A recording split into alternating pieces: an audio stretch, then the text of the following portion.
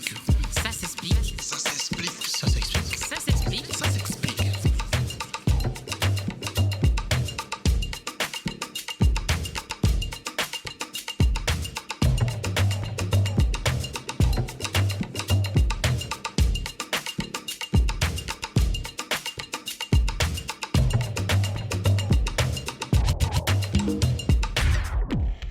Coucou, bonjour à toutes et à tous, chers téléspectateurs, et merci de nous accueillir chez vous pour ce nouveau Ça s'explique d'un genre spécial qui colle à l'actualité de ces dernières semaines. Cosas, bonjour. Bonjour tout le monde. Bonjour Gladys, comment vas-tu? Prête à entrer en piste? Fraîche et dispo. Et surtout, hâte que tu en dises un peu plus aux téléspectateurs sur le sujet du jour. Eh bien, il s'agit d'un sujet qui défraie la chronique depuis plusieurs semaines, Gladys. Le braconnage et ses implications sur la sécurité de notre territoire. Oui, c'est vrai. La presse fait de plus en plus écho d'éléphants massacrés pour leur défense. Je lisais encore un article récemment sur les braconniers pris en flagrant délit de revente d'ivoire. Il y a 20 ans, on voyait à la télévision que le braconnage décimait les populations d'éléphants de la Tanzanie, du Botswana et du Zimbabwe. Pour nous, ça se passait là-bas, quelque part sur le continent. Quand le phénomène a gagné des pays comme le Tchad, la République démocratique du Congo ou du Congo-Brazzaville il y a 10 ans, on ne s'est toujours pas vraiment senti concerné alors que la menace se rapprochait. Malheureusement, le trafic d'ivoire, car il s'agit de cela, est planétaire. Dans le monde, un éléphant est tué toutes les 15 minutes pour se faire prélever ses défenses. Et en plus du fait que 100 éco-gardes ou rangers trouvent la mort chaque année sous les balles des braconniers dans le cadre de leur mission sur le continent. Malheureusement aujourd'hui, c'est au tour des éléphants du Gabon d'être victimes de braconnage et à d'autres espèces aussi, Gladys. Ah oui, lesquels? C'est déjà assez horrible comme ça. Le gorille, par exemple. Ah, mais pourquoi? Nous, les Gabonais, on est quand même historiquement les enfants de la forêt. Comment ça s'explique? Eh bien, si tu jettes un œil à cette carte de la sous-région, Gladys, tu verras que dans cette partie de l'Afrique, ce n'est pas la forêt qui en manque. Et d'ailleurs, les forêts du bassin du Congo sont considérées comme le deuxième poumon vert de la planète après l'Amazonie au Brésil. Et si on fait un petit zoom sur le Gabon, tu te rendras compte que la quasi-totalité de notre pays est recouverte d'arbres. Et d'ailleurs, il y a parmi eux des essences très précieuses, comme l'ébène par exemple. Notre pays est un vrai petit paradis terrestre pour les animaux. Tu ne peux pas mieux dire. Conscient de cela, le Gabon a anticipé sur l'avenir en créant en 2002 13 parcs nationaux dans le but de protéger cet incroyable écosystème et cette extraordinaire biodiversité qui nous est bien spécifique. Et l'activité humaine y est scrupuleusement interdite.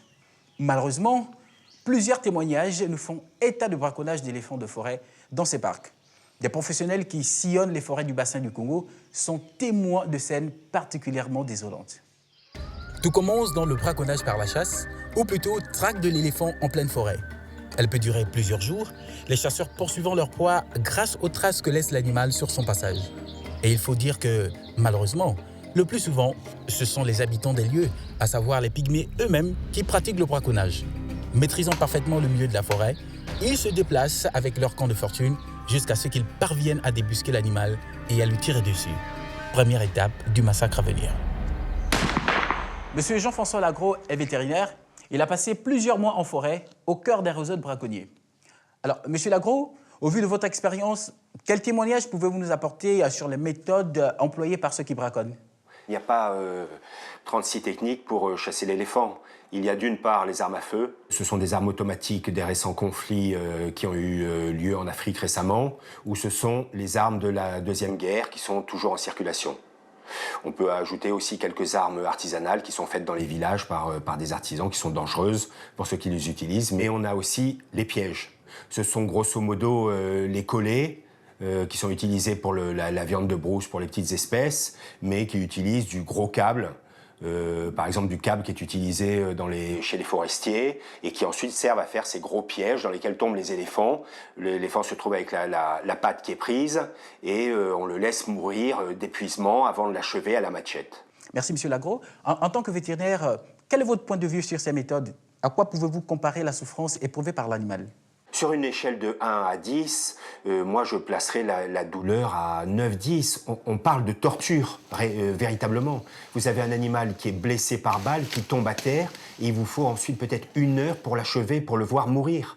Et pendant ce temps-là, vous le découpez à la machette, vous lui coupez la trompe à la machette, vous coupez les tendons, vous essayez par tous les moyens de le faire mourir, mais c'est un animal résistant qui est adapté à la forêt et qui souffre atrocement pendant plus d'1 heure. Donc je pense qu'on est dans la véritable torture. Sur un plan plus personnel, qu'est-ce que cela vous inspire comme sentiment? Je peux vous dire que moi j'ai vu une souffrance d'un animal avec l'œil d'un éléphant qui est vraiment un animal vraiment très particulier, qui vit, qui ressent, qui a une âme comme tous les grands mammifères. Et je peux vous dire que c'est un spectacle, moi, qui m'a vraiment marqué. Bien, merci Monsieur Lagros pour votre intervention. C'est vraiment quelque chose d'inhumain, le braconnage. Mais comment ça s'explique dans le fond, hein? Et qui fait ça et pour quelles raisons? Surtout, qu'est-ce qui est fait pour lutter contre ce phénomène? Allez, cher Cosas, je sais que tu as réponse à toutes ces questions. C'est justement le sujet de cette émission. Pour la première étape, il s'agira de comprendre la menace que représente le braconnage, non seulement pour la survie des espèces, mais aussi pour celle des êtres humains. Le deuxième temps fort de l'émission sera consacré à l'Agence nationale des parcs nationaux. C'est elle qui est en charge de la gestion des parcs nationaux et par conséquent au cœur du dispositif mis en place par le Gabon pour lutter contre le braconnage. On ira donc sur le terrain avec Gladys qui nous dressera un panorama des mesures déployées pour lutter contre ce phénomène. On essaiera également de saisir à travers l'interview d'un braconnier la raison qui motive lui aussi basse besogne et pour qui au final ces braconniers travaillent véritablement. Ça te va comme programme Gladys? Tiens, je vois que tu t'es mise en tenue de combat. On dira presque, hein, Cosas. J'ai emprunté la casquette d'un des 350 éco-gardes qui veillent sur nos parcs, parfois au péril de leur vie, puisque la plupart des braconniers sont armés et les éco-gardes, eux, ne le sont pas. Tu fais bien de le souligner. Et c'est un point vraiment important. Parce que si on analyse bien ce qui s'est passé dans de nombreux pays d'Afrique, on constate que tous ceux qui ont été victimes de braconnage intensif ont basculé dans des conflits armés lourds, dont on n'ignore pas les conséquences sur les populations d'ailleurs. Que ce soit le Rwanda avec le gorille, la République démocratique du Congo avec l'éléphant ou encore l'antilope en Angola. Dès lors que les armes entrent sur un territoire, automatiquement, c'est la sécurité de tout un pays qui est en danger. On comprend bien, Cosas. Lutter contre le braconnage, c'est protéger tout le monde, les animaux, la population et l'intégrité de nos frontières. C'est exactement ça, Gladys. Indépendamment du fait qu'on reconnaît ce que la nature nous permet d'obtenir, comme l'électricité par exemple. Le parc des Monts de Cristal joue un rôle central dans la régulation du climat autour de Libreville. Et c'est la rivière V qui, en alimentant les barrages hydroélectriques de Kingele et Chimbele, permet à 85% d'entre nous d'avoir l'électricité. Des animaux comme l'éléphant ou le singe jouent aussi un rôle clé dans la régénération des forêts. Et on connaît l'importance de la forêt pour l'homme. Sans les arbres, les risques d'inondation et d'éboulement sont nombreux. Et je crois me souvenir qu'on en a aussi beaucoup parlé dans les journaux ces derniers temps.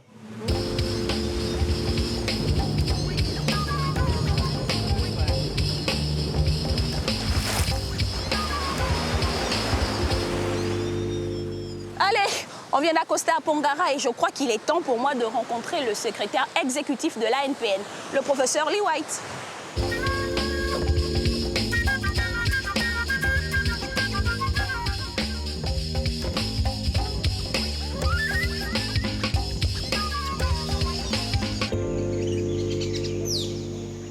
Professeur, bonjour. Bonjour. Puisqu'on parle de braconnage, pouvez-vous nous dire l'évolution de ce phénomène? C'est dramatique. Sur 10 ans, on a vu les 3/4 des éléphants de forêt éliminés par les braconniers. On voit les braconniers qui sont de plus en plus organisés, de plus en plus agressifs, qui, depuis 2 ans, n'hésitent pas à tirer sur mes éco-gardes. Professeur, est-ce qu'on a un parc particulièrement qui est le plus menacé? Oui, le parc de Minkébé, au nord-est du Gabon. Sur les derniers 10 ans, on estime d'avoir perdu autour de 15 000 éléphants. Si rien n'est fait, dans combien de temps on pourrait voir les éléphants d'Afrique et au Gabon disparaître complètement? C'est vraiment sur les prochaines 5 ans que l'avenir de l'éléphant en Afrique se joue. Le Gabon, c'est la dernière population plus ou moins intacte. Tous les braconniers se focalisent sur le Gabon maintenant parce qu'ils ont éliminé les éléphants partout ailleurs en Afrique centrale. Et professeur, qu'est-ce qui explique cette évolution, étant donné que l'éléphant d'Afrique est protégé par la Convention internationale CITES et surtout que le commerce de l'ivoire est interdit depuis un bon nombre d'années quand même? Les syndicats de crime peuvent acheter en Afrique centrale pour, disons, $50, 20 000 francs CFA, 1 kilo de l'ivoire. Et en Chine, c'est vendu à 1 million de francs CFA. Les bénéfices sont comparables à celles des trafiquants de drogue, des trafiquants des armes, des trafiquants des enfants. Et on voit les mêmes syndicats de crime commencent à s'impliquer dans ce commerce. Et c'est pour ça qu'on voit des braconniers de plus en plus violents et de plus en plus près de tirer sur nos équipes. On se rend bien compte que la menace du braconnage, ce n'est pas seulement les animaux. Chaque fois qu'on perd le contrôle de nos ressources naturelles, de nos éléphants, en Afrique, le pays descend dans une spirale vers une guerre civile. On entend le conflit qui existe entre les éléphants et les villageois, puisque les éléphants vont de plus en plus dans les villages saccager les plantations. Les braconniers qui viennent du Cameroun ou du Congo, bien sûr, ils évitent les villages. Ils vont dans des zones où ils sont cachés dans la forêt. D'accord. Et les éléphants qui sont très intelligents comprennent vite qu'ils sont moins en sécurité en pleine forêt. Et ils sont poussés vers les villages. Et c'est ça qui crée le problème. Professeur, merci. Surtout bon courage. Alors, Cosas, on comprend qu'une véritable guerre est lancée pour lutter contre le braconnage dans notre pays. D'ailleurs, pour mesurer l'ampleur, je propose de partir tout là-haut dans le nord du pays, particulièrement dans le parc national de Mikebe, là où on estime avoir perdu 15 000 éléphants depuis 2004. Énorme, hein, n'est-ce pas? Le parc national de Mikebe est une immense forêt vierge de près de 8000 km², à peine plus petit que le Liban. Cet endroit est connu comme étant le deuxième plus grand bloc forestier subsistant dans le monde. Attention, c'est l'une des dernières étendues sauvages de la planète. Bonne mission Gladys, et attention à toi. C'est en hélicoptère, cette fois que je gagne le parc national de Mikebe, qui fait l'objet d'une attention particulière de l'ANPN et des autorités gabonaises, surtout depuis le démantèlement, il y a 2 ans, d'un vaste réseau de braconniers et de trafiquants en tout genre. Aujourd'hui, le parc a retrouvé une certaine sérénité. Il est placé sous la tutelle d'un conservateur qui assure sa protection grâce à une équipe d'éco-gardes. Ces derniers se relaient à tour de rôle dans ce morceau de forêt réputé pour avoir gardé son hostilité naturelle. Et si vous nous parlez des braconniers, d'où viennent-ils? La piste qu'ils utilisent, c'est une piste qu'on appelle ici la transmikébéenne, qui évolue du nord du Gabon jusqu'au sud du Cameroun. Lorsque nos éco-gardes sont en patrouille en forêt, ils localisent des camps. 2 fois, c'est des odeurs, des fumées qui nous alertent. Et lorsqu'on essaie un peu de faire la police d'intelligence, on se rend compte que c'est des campements de chasseurs, des pygmées qui y sont installés. Vous parlez des pygmées. Est-ce que c'est pour dire que les nationaux aident les braconniers dans leurs actes? Mais vous savez que les pygmées, c'est une tribu qu'on rencontre dans toute la région de la Centrafrique. Vous avez des pygmées camerounais, des pygmées congolais, des pygmées gabonais. Généralement, c'est la main-d'œuvre moins chère. Il suffit de lui donner une bouteille de pastis, un paquet de cigarettes, quelques boîtes de sardines pour que ce dernier aille faire la chasse et qu'il vous ramène de l'ivoire.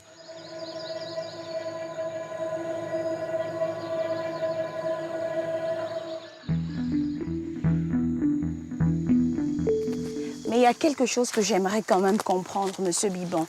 Oui. Comment les braconniers font pour traverser la frontière? La frontière qui fait office entre le Cameroun et le Gabon, c'est une rivière qu'on appelle Aïna. C'est une petite rivière. En fonction des saisons, elle est facilement traversable. Mais depuis un moment donné, on a déjà localisé les pistes qui utilisent ces braconniers-là. Oui. Actuellement, nous sommes en train de construire une base avancée afin de permettre aux éco-gardes d'être postés quotidiennement là-bas. Mais est-ce que ces dispositions sont assez efficaces pour lutter contre le braconnage? Depuis 2 ans, l'armée met à notre disposition des militaires que nous déployons sur le terrain afin de repousser les menaces et d'effectuer des patrouilles pour mieux sécuriser le parc national de Mikebe. Les militaires, avec leur logistique et les armes, ne sont là que pour nous appuyer en termes de sécurité. Et depuis que les militaires sont avec nous, le taux de braconnage tend à diminuer. Donc on demande au Comité d'aide de mettre à disposition 15 ou 20 militaires. On cible une orientation. De fois, on peut parcourir 5 km en fonction des orientations. Tu sais, Cosas, il n'y a pas seulement le partenariat avec les militaires, mais aussi la brigade de la jungle. Face à la menace grandissante des braconniers de mieux en mieux organisés et armés, une unité d'élite composée de 350 gendarmes spécialisés dans la protection des parcs a été mise en place courant 2013. But de l'opération ? Venir en soutien de la ANPN sur le terrain. Cette brigade de la jungle, comme elle a été surnommée, est donc formée à collaborer avec les éco-gardes, à se diriger en forêt et à repérer tout indice permettant de mettre la main sur les braconniers. On vient de le comprendre, il existe un partenariat entre l'ANPN et les forces armées gabonaises. Pour avoir plus d'informations, je m'en vais de ce pas interviewer le secrétaire général adjoint au ministère de la Défense, M. Lévy Martial Midépani. Bonjour, M. Midépani. Bonjour Gladys. L'armée gabonaise appuie militairement le travail des éco-gardes. Et si vous nous dites comment ça se passe? La lutte contre le braconnage, ce serait dans un cadre global de sécurisation du territoire national. De ce fait, une compagnie de 120 hommes assure la sécurité autour de la zone de Minkébé. Le mode opératoire consiste en des patrouilles de 21 jours sur un rayon de 50 km. Et ce que je dois vous dire, c'est que la lutte contre le braconnage est rendue efficace avec l'excellente collaboration que nous avons avec l'ANPN, qui nous donne des informations qui nous permettent d'intervenir pour l'interpellation des différents braconneurs. Le braconnage, ce n'est pas seulement la menace sur les animaux. C'est d'abord un problème de sécurité intérieure. La zone de Minkébé était devenue une zone de non-droit où s'exerçait tout type de trafic. Alors, il y a un impératif, c'est celui de rétablir l'autorité de l'État en évacuant toute activité illégale de ces territoires-là. Merci Gladys pour ce reportage très instructif grâce auquel on mesure l'importance de s'attaquer à bras-le-corps au braconnage. Et si je résume un peu ce qui vient d'être dit, pour en tirer une petite analyse, les braconniers descendent en convoi du Cameroun pour venir s'installer au parc de Minkébé. Ils ont toute une logistique avec eux. Ils s'organisent non seulement entre eux, mais également, et là c'est le plus fort, avec certains de nos compatriotes qu'ils arment pour aller tuer les éléphants. Mais j'ai aussi entendu dire qu'il y a des villageois qui, fatigués de voir leurs champs piétinés par les éléphants, guident les braconniers vers les troupeaux en échange des morceaux de viande ou de quelques billets. Vous vous rendez compte? Mais je ne crois pas que ces personnes mesurent vraiment à qui ils ont affaire. Dans tous les cas, je ne sais pas si vous êtes comme moi, mais moi j'aimerais en savoir un peu plus sur ces braconniers, à la fois sur les commanditaires et les exécutants. Gladys, un mot là-dessus? Oui, suis-moi.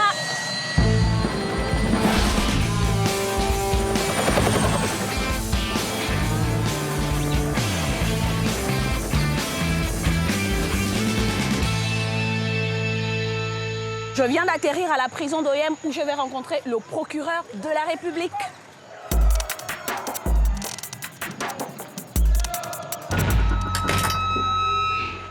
Bonjour, monsieur le procureur. Bonjour, Gladys.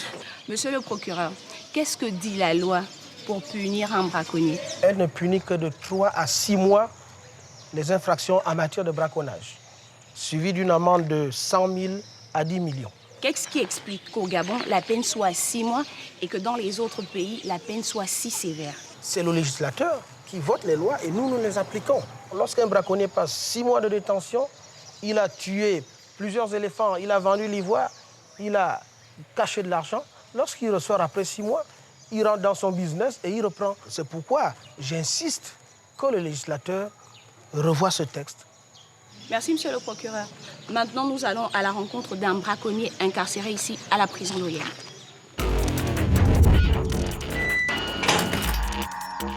Bonjour, monsieur. Bonjour, madame.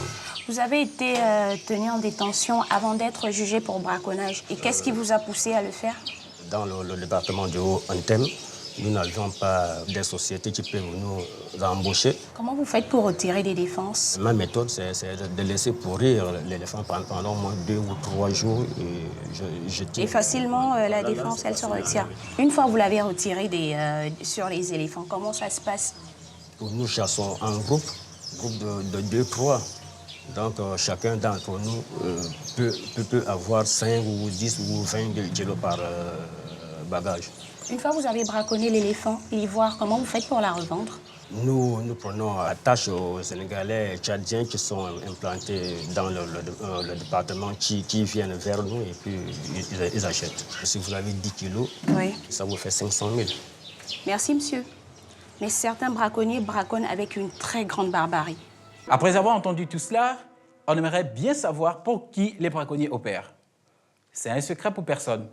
Les pays asiatiques, comme la Thaïlande et la Chine, sont les premiers acheteurs des livreurs braconnés qu'ils transforment sur place en statues ou en objets de décoration.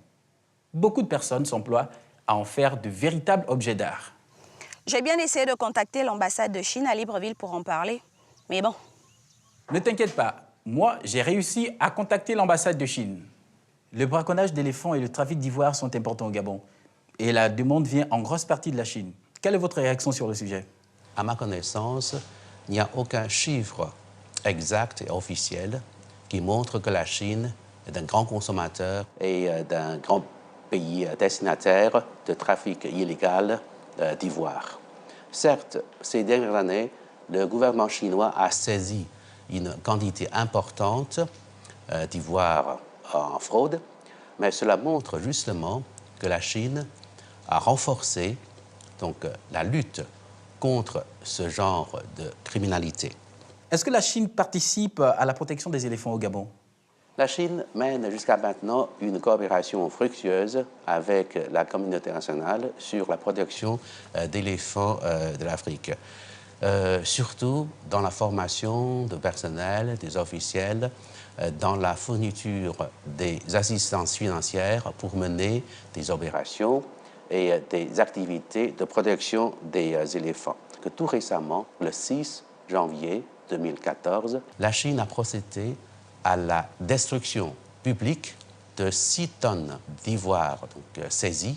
Cela montre la détermination de la Chine de lutter contre donc, ce phénomène et aussi cela donc, pour sensibiliser l'opinion publique devant donc, cette criminalité. Que tout le monde se rend compte de la gravité du problème et que tout le monde a une part de responsabilité à jouer dans cette lutte. Une coopération sino-gabonaise est-elle envisageable pour lutter contre le trafic d'ivoire?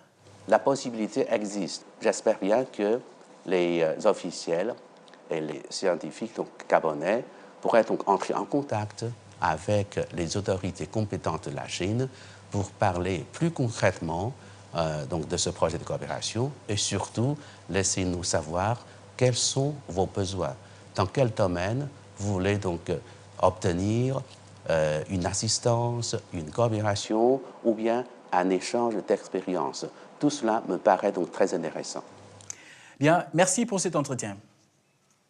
Contrairement à ce qu'on pourrait avoir tendance à croire, la lutte contre le braconnage va dans le sens de la protection des éléphants et des hommes, puisqu'elle permet de garantir la sécurité de notre territoire. Et par-delà donc, la paix, tout simplement. C'est pourquoi, on l'a vu, chère pisteuse, le problème du braconnage est pris à bras-le-corps par les autorités pour organiser une lutte sans merci contre ce phénomène. Avec un travail sans relâche de l'ANPN qui déploie ses éco-gardes dans nos 13 parcs nationaux dont elle a la charge et qui travaille en collaboration avec l'armée gabonaise pour appuyer ses équipes pour pouvoir répondre à toute agression des braconniers. Ça, c'est sur le terrain. Sur le plan juridique, la machine est également en marche pour durcir la loi et les peines encourues par toute personne prise en flagrant délit de braconnage. Le projet de loi devrait sortir en 2014. Gladys, peut-être quelques mots pour les populations qui habitent autour des parcs?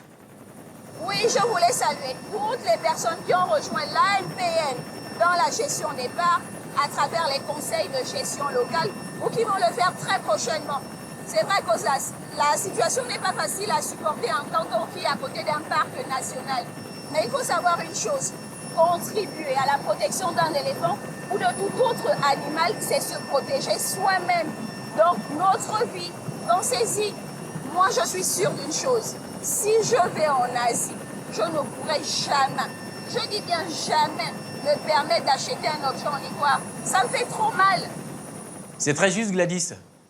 Les politiques ont leur part de travail à faire. D'ailleurs, lors du dernier sommet franco-africain des chefs d'État qui s'est tenu à Paris début décembre, les pays concernés par le braconnage ont décidé de renforcer leur législation. La solution devant être internationale, que ce soit au niveau des pays d'origine que des pays de destination, en particulier en Asie. Mais le braconnage, c'est l'affaire de tous. Et tous, autant que nous sommes, nous devions adopter cette attitude pour protéger notre territoire. Et cela est possible, car en très peu de temps, le travail des éco-gardes a vraiment porté ses fruits.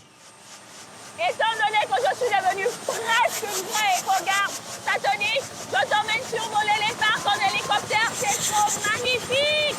Ça ne se refuse pas une telle proposition, chers téléspectateurs. Ça s'explique, spécial braconnage est à présent terminé. Je vous dis ciao ciao et à très bientôt pour un nouveau Ça s'explique. Pour l'heure, je vais faire un tour en hélico. Ciao ciao!